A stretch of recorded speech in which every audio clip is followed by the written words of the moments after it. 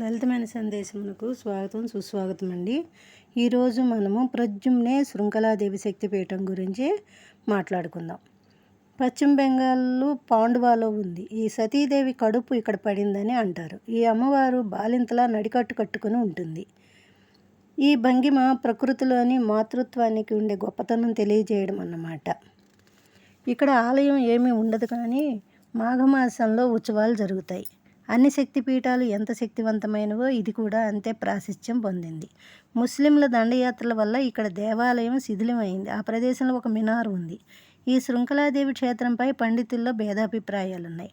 కర్ణాటక శృంగేరి దగ్గర ఉందని, లేదు గుజరాత్లో ప్రభాస్ దగ్గర పతన్లో ఉందని అనుకున్నప్పటికీ పాండువాలో మాత్రం ఉత్సవాలు జరుపుకోవడం వల్ల ఇదే శక్తిపీఠం అని విస్తృత విశ్వాసం. అయితే ఈ శృంఖలాదేవిని ఉపాసించి ఋష్యశృంగుడు దివ్యశక్తులు పొందాడని పురాణ కథ. ఇందువల్ల ఇక్కడ కూడా, అంటే శృంగేరి దగ్గర కూడా అమ్మవారి అవయవశేషం ఉండి ఉండొచ్చు అని నమ్ముతారు. అందుకే శంకరాచార్యుల వారు కూడా శృంగేరిలో దక్షిణామ్నాయ శారదాపీఠం స్థాపించారంటారు. ఎలా ఋష్యశృంగుని ప్రస్తావన వచ్చింది కనుక ఇతని గురించి ఎవరు తలుచుకుంటే వారి ఇంట్లో, వారి ఊరిలో సుభిక్షం నెలకొంటుందట. కనుక ఇతని గురించి తెలుసుకుందాం. విభండ మహర్షి కుమారుడు ఋష్యశృంగుడు. చిత్రరేఖ అనే అప్సరస ఇంద్రుని శాపానికి గురై భూలోకంలో ఈ విభండు యొక్క ఆశ్రమం దగ్గర జింకగా పుట్టి పెరుగుతుంటుంది. ఒకసారి ఈ జింక గర్భవతి అయి నుదుటిన కొమ్ము కలిగిన పుత్రుడిని కంటుంది. ఇంద్రుడు తనకి శాప విమోచనం ఇమ్మని వేడుకుంటే చిత్రరేఖకు మానవ సంతానం కలిగినప్పుడు నీ దివ్యత్వం నీకు వస్తుందని శాప విమోచనం చెప్పి ఉన్నాడు. అందుకని ఈ పిల్లవాడు పుట్టగానే ఆ జింకకు దైవత్వ శరీరం వస్తుంది.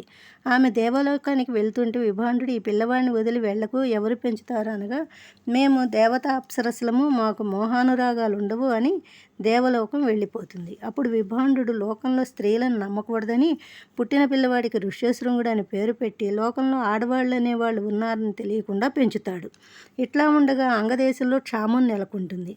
ఆ దేశ రాజు పండితులను అడగగా ఋష్యశృంగుడు మన భూమిపై కాలు పెడితే తప్ప ఈ కరువు కాటకాలు పోవని చెప్తారు. ఆ రాజు పేరు రోమపాదుడు. ఇతడు దశరథుడికి ప్రాణ స్నేహితుడు. కనుకనే దశరథుడికి మొదట పుట్టిన అమ్మాయి శాంతాదేవిని ఈ రాజుకి దత్తత ఇస్తాడు.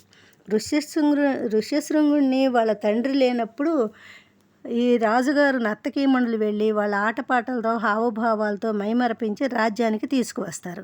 అతను అడుగుపెట్టగానే వర్షం బాగా కురిసి వాగులు, వంకలు, నదులు, బావులు, చెరువులు నీటి కళతో నిండుగా ఉంటాయి. రోమపాదరాజు శాంతాదేవిని ఇచ్చి వివాహం చేసి ఋష్యశృంగుని, శాంతాదేవిని విభాండుడి ఆశీస్సులకు అతని ఆశ్రమానికి తీసుకెళ్ళగా విధి విలాసం ఎలా ఉంటే అలాగే జరుగుతుందని వారిని ఆశీర్వదిస్తాడు. తర్వాత ఋష్యశృంగుడు రోమపాదుని చేత యజ్ఞం చేయించి పుత్రుడు కలిగేటి చేస్తాడు. దశరథుని చేత కూడా పుత్రకామేష్టి చేయించి అతని కుమారులుగా రామ, లక్ష్మణ, భరత, శత్రుఘ్నులను ఈ భూమిపై అవతరింపజేశాడు. ఇదండి ఋష్యశృంగ మహర్షి కథ. మళ్ళీ ఇంకో జ్యోతిర్లింగ విషయాలతో మళ్ళీ కలుద్దాం. జై శ్రీరామ్.